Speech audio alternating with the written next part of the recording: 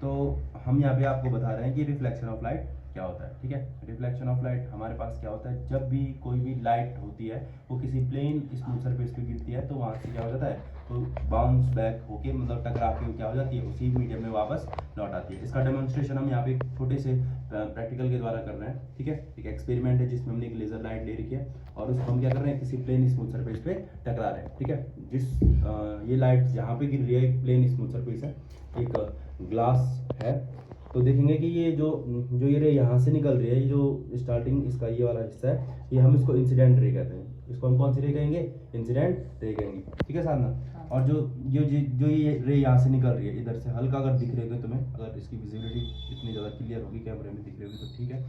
तो जो ये सेकंड रे है इसे हम क्या कहते हैं, रिफ्लेक्टेड रे कहते हैं। क्या कहते हैं इसको, रिफ्लेक्टेड रे कहते हैं। और जहां पर ये लाइट गिरी है, बिल्कुल ये जो नीचे वाला पॉइंट है, अगर मैं यहाँ से एक परपेंडिकुलर ड्रॉ करूँ, जो विजिबल नहीं होगा इस समय, लेकिन एक हम इमेजिनेशन लाइन हम ड्रॉ करेंगे, तो यहाँ पर अगर मैं इसको ऐसे परपेंडिकुलर ड्रॉ करता हूँ तो वो क्या हो जाएगा, इसका नॉर्मल हो जाएगा। तो यहाँ पे तीन चीजें आ गई, एक आने वाली रे को हम इंसिडेंट रे कहते हैं, जो रिफ्लेक्शन के बाद वापस चली जाती है उसे हम क्या कहते हैं, रिफ्लेक्टेड रे कहते हैं। और जो मैंने कहा कि जहाँ पे पॉइंट ऑफ इंसिडेंट है, अगर वहां से मैं क्या करूँ, एक परपेंडिकुलर ड्रॉ करूँ, तो हमारा क्या हो जाएगा, नॉर्मल हो जाएगा। ठीक है, अब यहाँ पे इसके दो लॉज होते हैं, रिफ्लेक्शन ऑफ लाइट के क्या होते हैं, दो लॉज होते हैं। ये दो लॉज भी हमने इसी डेमोन्स्ट्रेशन में देखने हैं। कैसे, हमारा जो पहला जो लॉ कहता है वो कहता है incident ray, normal and reflected ray all are lies on same plane. काफी इजी डेफिनेशन के साथ हम इसको आगे बढ़ा रहे हैं कि जो हमारे पास इंसिडेंट रे है और जो ये रिफ्लेक्टेड रे है और जो नॉर्मल है, ये तीनों के तीनों कहाँ लाई कर रहे हैं, जो इसको जरा समझना होगा कि ये तीनों के तीनों क्या हो रहे हैं, एक ही पॉइंट पे और एक ही प्लेन पे क्या कर रहे हैं, लाई कर रहे हैं। तो ये हमारे पास क्या हो जाएगा, पहला लॉ हो जाएगा रिफ्लेक्शन ऑफ लाइट का। वंस अगेन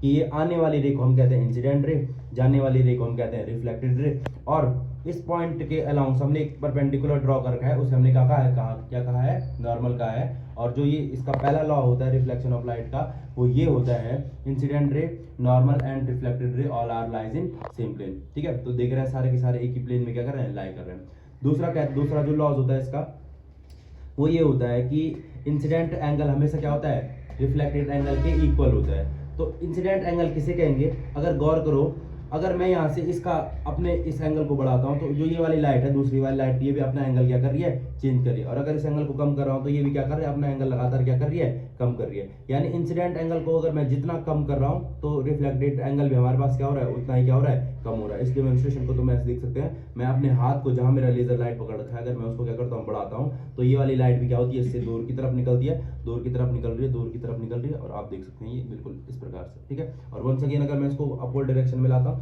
ठीक है, तो यहाँ पे कितना हो जाएगा, ये बिल्कुल और कम होता जाएगा और कम होता जाएगा। अब बिल्कुल 90 डिग्री पे लाइन क्या कर देगी, एक दूसरे को ओवरलैप कर देगी।